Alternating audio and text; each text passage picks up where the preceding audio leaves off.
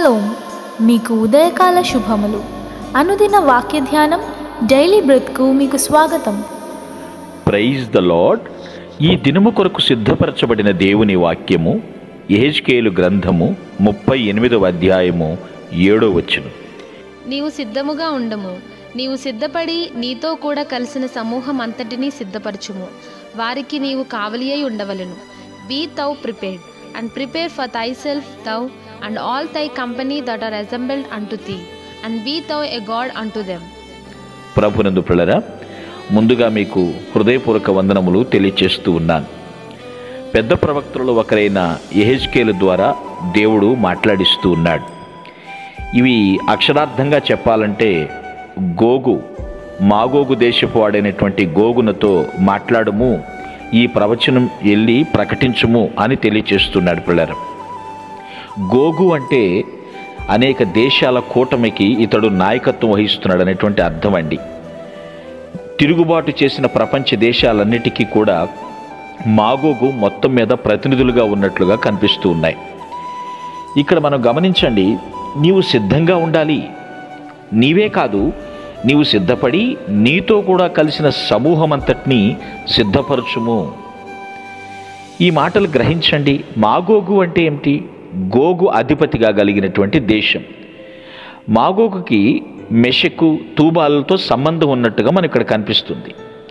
ఈ ప్రజలంతా ఎవరో తెలుసా అండి? యాపెతు సంతానమే. కనానుకి నార్త్ సైడ్ వెళ్ళి స్థిరపడ్డారు. దాదాపు 2000 సంవత్సరాల క్రితం జోసిఫస్ అనేటువంటి చరిత్రకారుడు చెప్పినట్లుగా మాగోగు అంటే ఆ బ్లాక్ సీకి నార్త్ సైడ్, నల్ల సముద్రానికి ఉత్తరంగా కొన్ని భాగాల్లో నివసించేటువంటి సిథియా జాతి వారిని అనాగరిక ప్రజలు అని నిశ్చయించి జోసిఫస్ గారు రాశారు. ఇక్కడ ఈ ప్రవచనాన్ని మనం అర్థం చేసుకుందాం. నువ్వు సిద్ధంగా ఉండాలి. నీవే కాదు, నీతో ఉన్నటువంటి సిద్ధపడిన వారందరినీ, సమూహం అంతటినీ కూడా సిద్ధపరచు. యుద్ధం అనేది ఒక్కరు చేసేది కాదండి. దుష్టుని ఎదుర్కొనడం ఒక్కరి వల్ల కాదు. అనేకులు ప్రార్థనా వీరులు కావాలి. అనేకులు సిద్ధపడి ఉండాలి. అది ఇక్కడ వ్రాయబడినట్లుగా ఇప్పుడు నవీన దేశాల్లాగా ఇరాన్గా చెప్పబడుతున్నాయి, రష్యాగా చెప్పబడుతున్నాయి. చాలా వరకు మనం ఆలోచించేద్దాం. పర్షియా అంటే ఇప్పుడున్నటువంటి ఇరాన్, ఈ దేశాలు మనకి కనిపిస్తున్నాయి పిల్లలు. అంటే ఉత్తర ప్రజలు బ్రహ్మాండమైనటువంటి కూటమికి నాయకుడుగా ఉన్నాడు గోగు. ఆ గోగును ఉద్దేశించి ప్రవక్త అయినటువంటి యెహెజ్కేలు ద్వారా మాట్లాడిస్తూ ఉన్నాడు. సిద్ధపాటు లేకపోతే ఏ పని కూడా చేయలేమండి. నీవు సిద్ధపడాలి గోగు. నీతో పాటు సమూహం అంతటిని కూడా సిద్ధం చేయాలి. నీవు వారికి కావలిగా ఉండాలి. బాధ్యతలు మనం గమనిస్తున్నాం ప్రియులారా. ఏ పనికైనా సరే సిద్ధపాటు లేకపోతే కష్టం. అది యుద్ధమైనా మరి దేనికైనప్పటికీ కూడా. రేపు ఒక చోటుకి వెళ్ళాలంటే ఈ రాత్రే దానికి తగినటువంటి సామగ్రి అంతా సిద్ధం చేసుకోవాలి కదా. రేపు వేకుజామున లేచి ప్రభువుతో సంభాషించాలి, ప్రభువుతో చక్కగా సహవాసం చేయాలి అంటే ఈ రాత్రి దానికి తగిన సిద్ధపాటు ఉండాలి కదా. సిద్ధపాటు లేనిదే ప్రసంగం చేయరాదు అనేటువంటి మాటలు కూడా వింటూ ఉంటాం. మరి ప్రసంగమునికైనా ప్రతి పనికి కూడా సిద్ధపాటు ఉండాలి. నీవు పవిత్రమైనటువంటి దేవుణ్ణి, పరిశుద్ధుడైనటువంటి దేవాది దేవునితో సహవాసం చేస్తున్నావు. నీకు ఎటువంటి సిద్ధపాటు ఉంది? కొంతమంది చెప్తారు, ఆత్మ సిద్ధమేనండి, శరీరం బలహీనంగా ఉంది. మరి శరీరాన్ని బలపరుచుకో, లోకాశలతో కాదు, శరీరాన్ని బలపరుచుకోవాలి.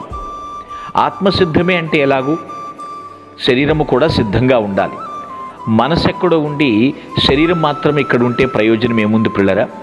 సిద్ధపాటు ప్రతిదానికి అవసరం. యుద్ధ సన్నద్ధులుగా ఉండాలని పౌలు కూడా మాట్లాడుతుంటాడు. మనకు తెలుసు, మీరెప్పుడూ కూడా సిద్ధపడినటువంటి వారై ఉండాలి. బుద్ధిగల కన్యకులు పెండ్లి కుమారుడు ఎప్పుడొస్తాడా అని సిద్ధపడ్డారు. వారి దివిటీలు వెలుగుచునే ఉన్నాయి, కానీ బుద్ధి లేని వారు ముందు సిద్ధపడ్డారు, తర్వాత సిద్ధపాటు లేకుండా అయిపోయారు. గమనించండి, నీవు ప్రతి పనికి సిద్ధపడుతున్నావా? ఎప్పుడు ప్రభుని ఎదుర్కోవాలో తెలియదు, ఎప్పుడు ప్రభువుతో వెళతామో తెలియదు మనకి. అనుకోని ఘడియలో ఆయన వస్తాడు. అప్పటి వరకు ఈ భూమి మీద మనం దుష్టునితో పోరాడుతూ ఉన్నాం.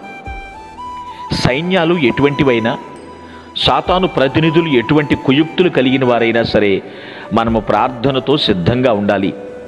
విశ్వాస వీరులాగా నిలబడాలి. దుష్టుడు ఎటు నుంచి గాలమేసినప్పటికీ కూడా లొంగకూడదు. నీ ఒక్కరివే కాదు, నీతో పాటు సిద్ధముగా ఉన్నటువంటి సమూహం అంతటినీ కూడా సిద్ధపరచాలి. ముందు మనము సిద్ధపడకపోతే మన తోటి సైన్యాన్ని, సమూహాన్ని ఎలా సిద్ధపరుస్తామండి? కాబట్టి ప్రతి విషయంలో మెలకువ కలిగి ఉండు. సిద్ధపాటు కలిగి పెండ్లి కుమారుడు వచ్చేటువంటి సమయానికి ఎత్తబడే గుంపులో ఉండాలి.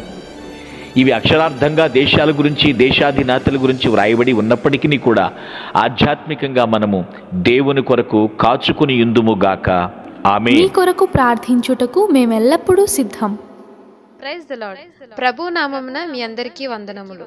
ఈ మా సందేశముల ద్వారా మీరు ఆశీర్వదింపబడినట్లయితే మీ తోటి వారికి షేర్ చేసి దేవుని రాజ్య సువార్తలో మీరు కూడా పాలుభాగస్తులు కావాలని ఆశిస్తున్నాం.